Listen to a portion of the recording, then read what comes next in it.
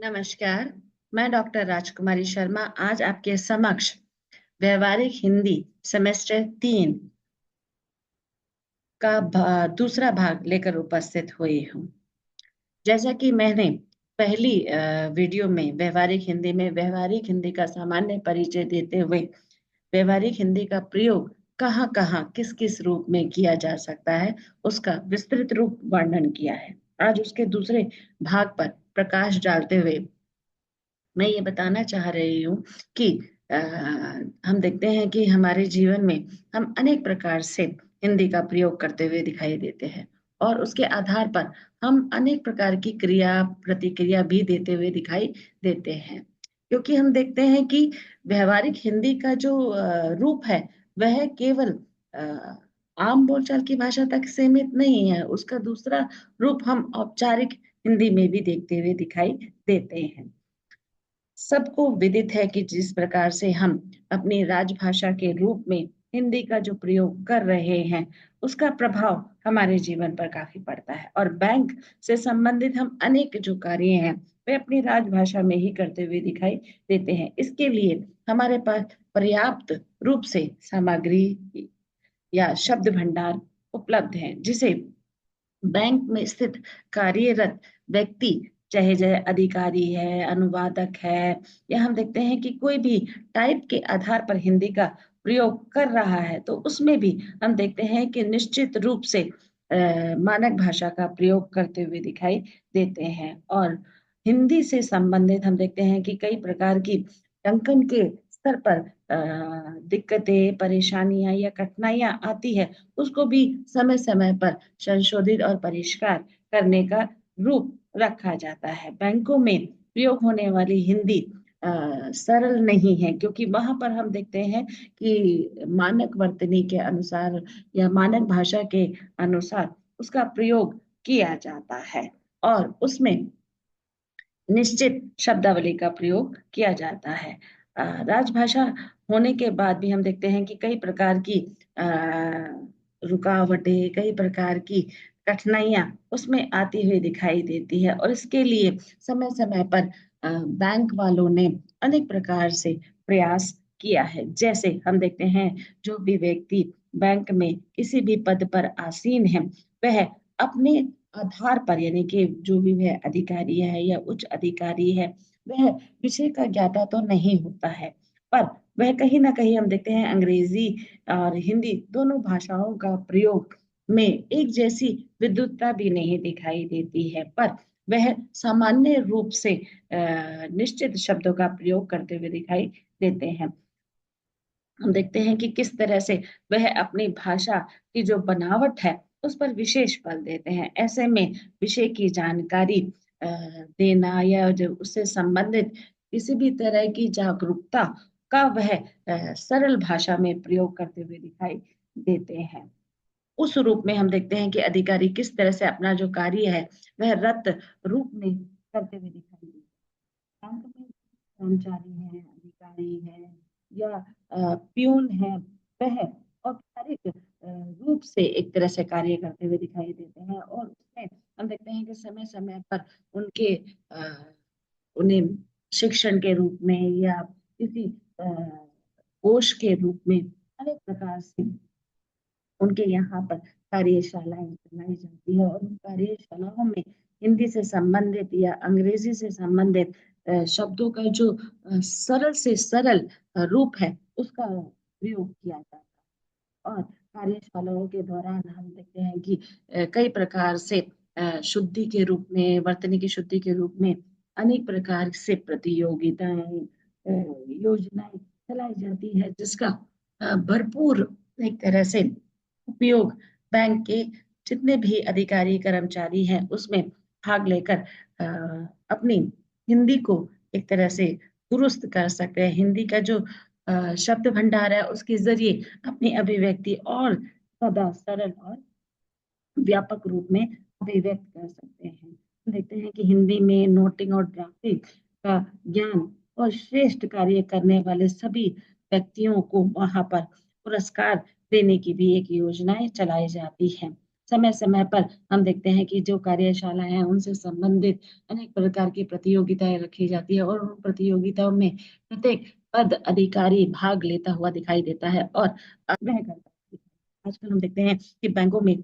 हिंदी का जो चलन है वह बहुत ही विस्तृत रूप से होता चला जा रहा है। जितने भी पद पर आसीन व्यक्ति हैं, उनका जो नाम है वह हिंदी में एक तरह से नाम पट है जो लिखा जाता है। पद नाम यानी कि जो भी जिस पद पर वह आसीन है उसको वहां पर दिया जाता है। और मानक पारिभाषिक शब्दावली के द्वारा एक जैसी रूपता लाने के लिए शब्दों का वहां पर चयन किया जाता है। हम देखते हैं कि बैंकों में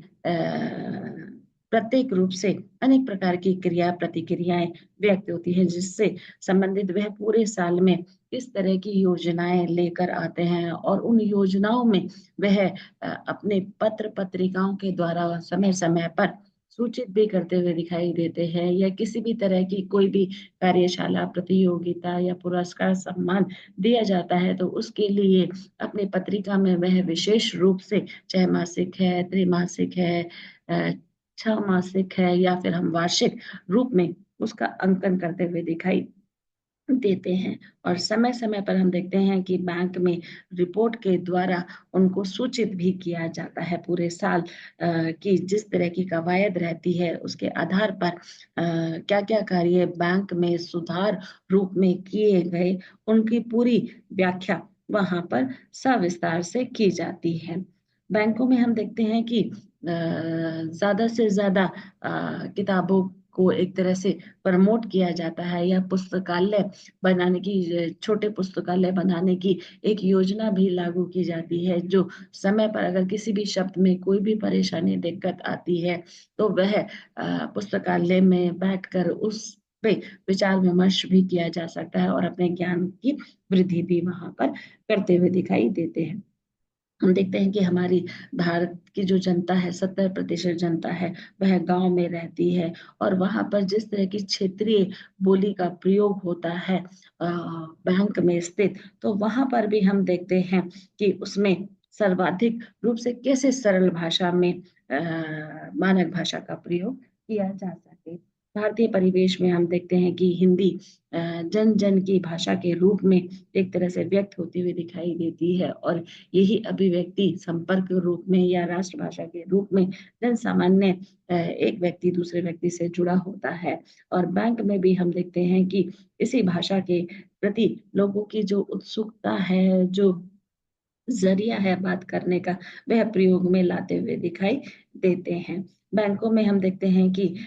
मानक हिंदी पारिभाषिक शब्दावली का जो प्रयोग है वह अनिवार्य से होता है। किसी भी संस्थान में हम देखते हैं कि उसमें मानक पारिभाषिक शब्दावली का प्रयोग होता है, पर निश्चित रूप से हम देखते हैं कि बैंक में जो पारिभाषिक शब्दावली है उसमें जो भी शब्द दिए गए हैं उनका ज्यों का त्यों एक तरह से वर्णन किया जाता है, उसमें किसी भी तरह का कोई फेरबदल नहीं किया जाता है। वाणिज्य के क्षेत्र में हम देखते हैं कि या फिर अनेक प्रकार के कार्यों में बैंक किस प्रकार से भाषा के आधार पर अपनी अभिव्यक्ति एक तरह से व्यापार के रूप में, उद्योग के रूप में, लाभ कमाने के हेतु में वह भाषा का जो व्यवहार है उसका प्रयोग संपर्क के रूप में लाना कितना अत्यंत आवश्यक है। क्योंकि हम देखते हैं किसी भी वस्तु का जो प्रचार प्रसार करने के लिए हम दो ही भाषा का प्रयोग करते हुए दिखाई देते हैं, हिंदी और अंग्रेजी, और उसी के आधार पर अपनी क्रिया प्रतिक्रिया या किसी भी तरह की जो सूचना है वह जन सामान्य तक पहुंचाने का प्रयास करते हुए दिखाई देते हैं। इससे हमारे उद्योग में तो बढ़ोतरी होती ही है, साथ ही साथ हम देखते हैं कि जनसंपर्क से जुड़ने का जो एक सुअवसर है वह भी व्यक्ति को मिलता है, और वह अपनी जो कार्यशैली है वह राजभाषा के रूप में एक तरह से दिखाई देता है। बैंकों में हम देखते हैं कि कार्य करने के लिए अनेक नियम और विशेषता हैं, जिसके द्वारा हम समय समय पर वह विशेषताओं का जो प्रादुर्भाव है अपने कर्मचारियों के माध्यम से, अपने अधिकारियों के माध्यम से या विज्ञापन के माध्यम से लोगों तक पहुंचाने का भी भरसक प्रयास करते हुए दिखाई देते हैं। संविधान में प्रयोग अनुच्छेदों और अधिनियमों में हिंदी का प्रयोग हम देखते हैं। वैसे तो 343 से 351 के अनुच्छेदों में हिंदी से संबंधित अनेक प्रकार की सूचनाएं हैं, अनेक प्रकार की विकसित रूप या किस तरह से अपनी भाषाओं को महत्ता देनी चाहिए, उसके लिए विकास की जो प्रयास है वह भी करते रहने चाहिए। उसके आधार पर भी हम देखते हैं कि अनेक प्रकार की कवायद इन अनुच्छेदों के माध्यम से लोगों तक पहुंचाई जाती है और वह इसका कि तीन छोटे छोटे वर्ग हैं जिसमें उन्होंने कहा है कि संघ की भाषा हिंदी और लिपि देवनागरी। और हमने ये भी पढ़ा है संविधान के अनुच्छेद 343 में कि किस तरह से अगर 15 वर्षों तक स्थानीय प्रयोजनों में अंग्रेजी का प्रयोग रहेगा तो अन्य रूप में कोई और भाषा उभर कर नहीं आती, तो अंग्रेजी भाषा का ही सदुभाव रहता है। पर इसी बीच हम देखते हैं 15 वर्षों के बाद अगर कोई